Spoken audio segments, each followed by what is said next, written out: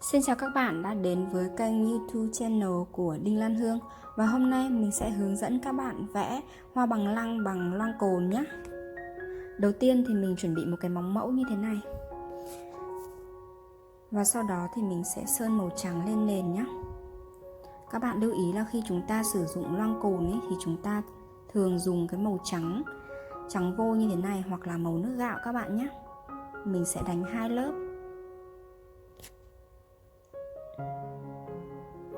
Hơ đèn. Sau khi khô rồi thì chúng ta đánh lớp 2.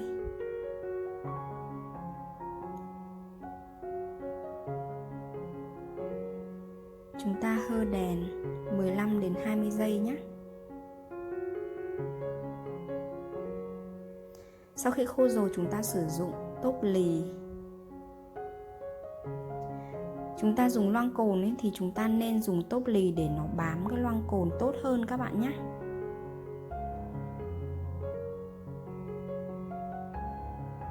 Và đây là cây cọ hoa cúc.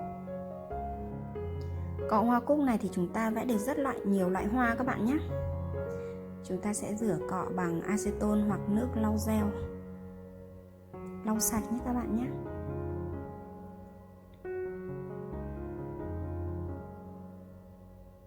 Đó, cây cọ sạch sẽ rồi.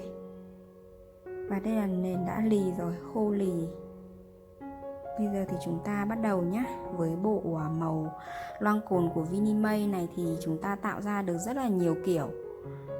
Mình đã dùng cái dòng loang cồn Vinimay này được nửa năm và mình rất là thích.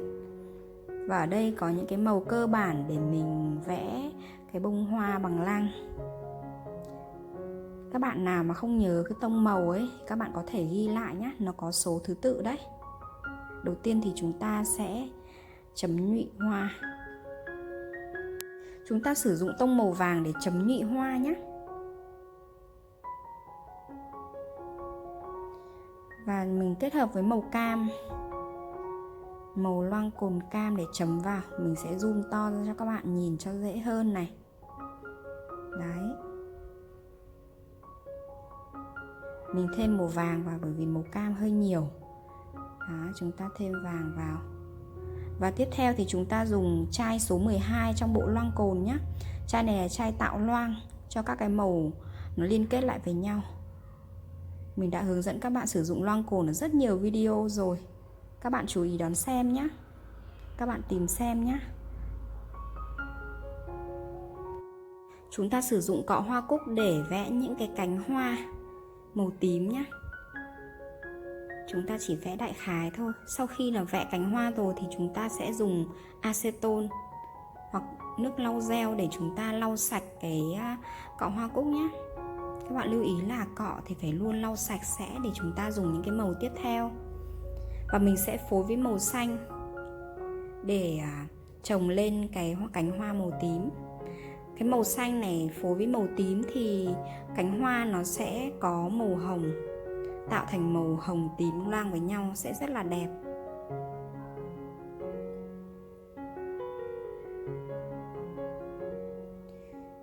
Chúng ta lưu ý là chúng ta không dập lên nhé, mà chúng ta sẽ đi len lỏi, vẫn còn hở ra một chút màu tím, chứ chúng ta không tô hẳn lên nhé, kẻo nó mất cái màu tím hoặc là cái màu hoa ấy, nó sẽ không ra được hai tông màu, đó là tông hồng tím và xanh.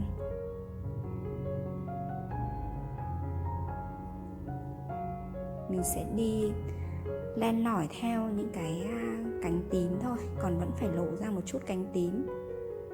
Mình sẽ tô đậm thêm một chút màu xanh vào để cánh hoa có 3 tông màu khác nhau.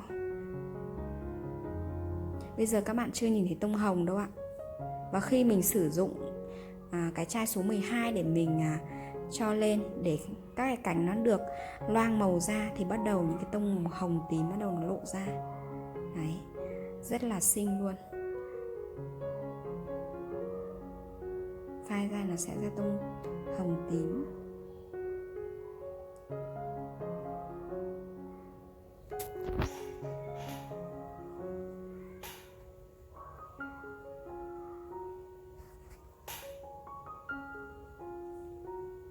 Các bạn lưu ý là chúng ta dậm lên ấy cho cái phần nước làm tạo loang lên.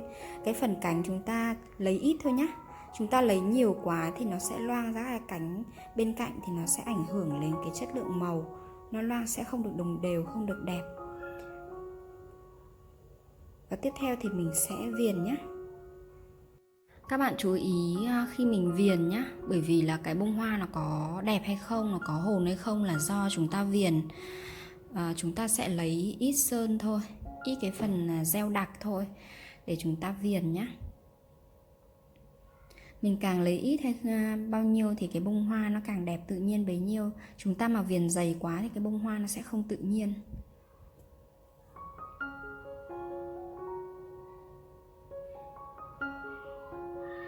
Chúng ta viền mỏng manh thướt tha nhé. Đi các cái đường mỏng manh thôi ạ. Chúng ta lỏng tay ra một chút nhé. Đứng cọ lỏng tay một chút để mình viền cái bông hoa nó được thanh mảnh hơn. Chúng ta cứng tay quá thì cái bông hoa của cái cánh hoa của chúng ta nó sẽ bị cứng, nó không được tự nhiên. Để viền được một cái bông hoa mềm mại thì cái chất lượng của cái cây cọ dâu rất là quan trọng các bạn nhé. Nó phải rất là mềm mại, và cái việc mình bảo quản cây cọ dâu cũng rất là quan trọng. Các bạn dùng xong các bạn phải lau thật là sạch, không để vương cái phần gel lên cái phần cọ dâu mà nó sẽ bị cứng cọ, thì chúng ta sẽ dùng nó không được lâu bền. Bên mình có bán cái dòng cọ dâu, cái dòng mà dùng rất là thích luôn, thì các bạn có thể tham khảo bên Facebook cá nhân của mình nhé. Mình có để đường link ở bên dưới cái video của mình, thì các bạn nào có cái nhu cầu cần tư vấn về đồ nail hay là mua đồ nail thì các bạn liên hệ với mình nhé. Các bạn thấy không, nếu như chúng ta viền một cách nhẹ nhàng nhất này, cánh hoa thiết tha, rất là thướt tha luôn, thì các bạn nhìn xem, bông hoa cực kỳ có hồn luôn, rất là đẹp. Mình nhấn mạnh với các bạn là chúng ta nên lỏng tay để viền nhé. Chúng ta không nên cứng tay quá mà cái bông hoa của chúng ta nó sẽ không được đẹp tự nhiên.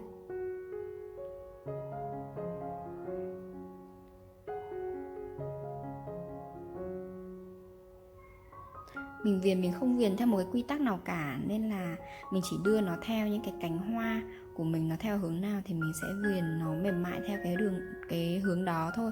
Cho nên là các bạn có thể tham khảo các cái đường vẽ của mình, các bạn có thể học theo nó. Mỗi người có một cái quy tắc viền khác nhau, nhưng mà mình thì mình hay viền như thế này thôi, rất là nhẹ nhàng, rất là dễ.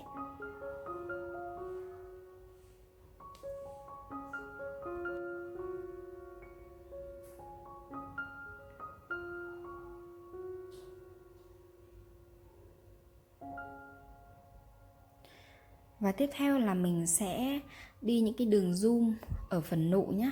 Chúng ta không cần phải đi hết các cái đường zoom, mà chúng ta chỉ cần đi một cái góc của cái nhụy hoa là được, để cho cái bông hoa nó được tự nhiên. Thì chúng ta không đi quá đồng đều nhé. Chúng ta zoom những cái đường rất là tự nhiên. Và sau đấy mình sẽ lấy nhiều sơn và đứng cọ lên để mình chấm nhé. Mình chấm cái phần nhụy hoa.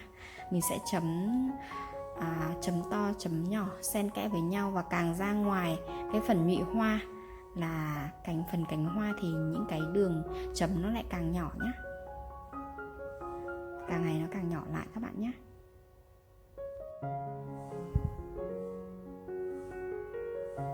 Và mình sẽ thêm ở đây những cái đường rơi, những cái đường rơi cánh. Những cái đường này nó rất là nhẹ nhàng, nên chúng ta không cần phải có màu ở đây. Chúng ta sẽ đi đường trơn thôi.